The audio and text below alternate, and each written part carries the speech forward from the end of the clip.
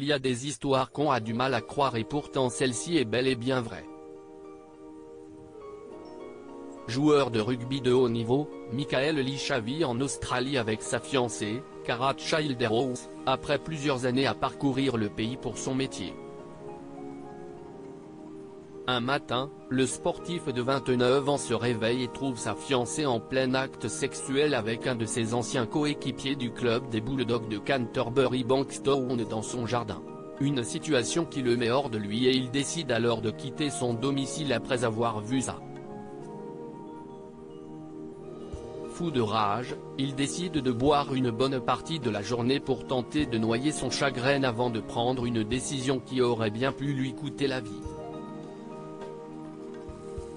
Totalement ivre, il se rend chez son ancien coéquipier et amant de sa fiancée, Adam Elliott le lendemain matin.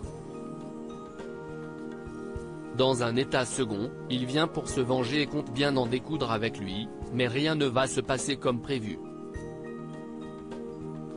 Après avoir violemment tapé sur la vitre de la porte d'entrée, cette dernière se brise et blesse très grièvement Michael Elisha au niveau du bras.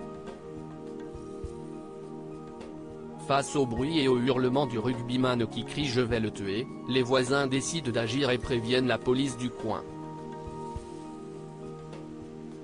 Opéré en urgence, il est finalement acquitté lors du procès gravement atteint. Michael Elisha est transporté à l'hôpital afin d'y être soigné. D'après les officiers de police présents sur place, les lieux ressemblaient à une mare de sang.